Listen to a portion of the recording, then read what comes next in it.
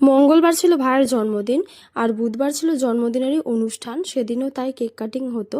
তো সকাল সকাল উঠে আমি কেক বেক করে নিয়েছিলাম আর ক্রিম সেট করে ফ্রিজে রেখে দিয়েছিলাম। আর এদিকে ব্লাউজের যে বাকি কাজটা সেটাও কমপ্লিট করে নিয়েছিলাম। তারপর আমি রেডি হচ্ছিলাম, কারণ সেদিন আমাদের ইউনিভার্সিটিতে ছিল ফ্রেশার্সের প্রোগ্রাম। সেদিন মাসি আমাকে বলছিল আজকে ভাইয়ের অনুষ্ঠান, আজকে তুই যাস না। আমি বললাম না, প্রোগ্রামটা তো অ্যাটেন্ড করতেই হবে, যেহেতু আমরা সিনিয়ররাই এই প্রোগ্রামটা অ্যারেঞ্জ করি, তাই আমাকে সেদিন যেতেই হতো।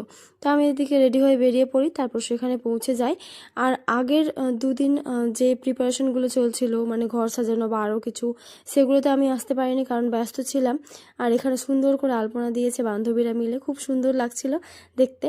তারপর আমাদের প্রোগ্রাম শুরু হয়ে যায়। সেদিনের প্রোগ্রামের অ্যাঙ্কারিংয়ে ছিলাম আমি, সাথে ছিল আমার বান্ধবী, দুজন মিলে অ্যাঙ্কারিংটা করেছিলাম। আর তারপর প্রদীপ প্রজ্বলনের মাধ্যমে আমাদের অনুষ্ঠানের শুভ সূচনা হয়। তবে আমি যে আগের বছর প্রথমবার অ্যাঙ্কারিং করেছিলাম সেবার পারফেক্ট হয়েছিল, কিন্তু এবছরে আমার দ্বারা কিছু কিছু মিস্টেক হয়েও ছিল। যাই হোক, তারপর আমাদের অন্যান্য অনুষ্ঠানগুলো হয়, মানে নাচ গান সমস্ত কিছু শুরু হয়। এদিন আমি একটা স্যারকে রিকোয়েস্ট করেছিলাম গানের জন্য, আমাদের স্যারকে। আমার জানা ছিল না স্যার এত ভালো গান করেন। তারপর ওনার গান শুনে আমি দ্বিতীয়বার আবার বলি, স্যার আপনাকে আরও গান করতে হবে। তারপর স্যার আমাকে বলছিলেন তুমি আমাকে এত রিকোয়েস্ট করছো কেন? আমি বললাম স্যার আমি করছি না, আমি সকলের হয়ে করছি। তবে আমাকে একটা স্যারই বলেছিলেন যে উনি নাকি খুব সুন্দর গান করেন।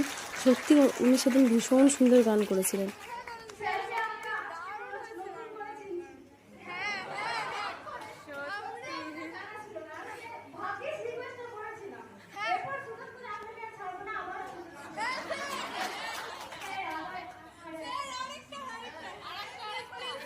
স্যারকে এরকম করে রিকোয়েস্ট করার পর স্যার আরও একটা গান শোনান। তারপর আমাদের একটা বন্ধু গান করছিল, তখন আমরা গানটাকে বেশ এনজয় করছিলাম।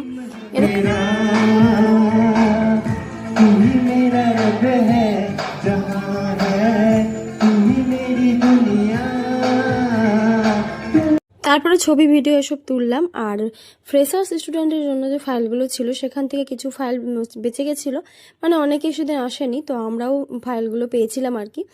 তো এখানে যে কার্ডটা দেখতে পাচ্ছ, এটা আমার একটা বান্ধবী বানিয়েছিল। ও আসলে চেয়েছিল নতুন কিছু করার, যেটা একটু আলাদা রকম হবে সবার থেকে। তো ও সত্যি খুব খেটেছিল কার্ডটার জন্য। আর আমার এই বান্ধবীটা দেখতে পাচ্ছ, এই সেই কার্ডটা বানিয়েছিল। যেমন মিষ্টি মেয়েটা তেমন মিষ্টি তার কাজ। তারপর সেখান থেকে ফিরে চলে আসি মাসির বাড়িতে। আর আমাদের প্যাকেটে দেওয়া হয়েছিল পোলাও আলুর দম। তো আমি পোলাও একটু সেদিন মুখে দিয়েছিলাম, কারণ যাওয়ার সময় আমি একটু মুড়ি খেয়েছিলাম আর সারাটা দিন কিছু খাওয়াই হয়নি।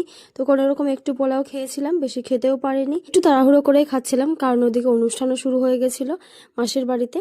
তো চলো পরের পার্টে তোমাদের সাথে অনুষ্ঠানের সমস্ত ভিডিও শেয়ার করব। টাটা, দেখা হচ্ছে নেক্সট কোনো একটা ভিডিওতে।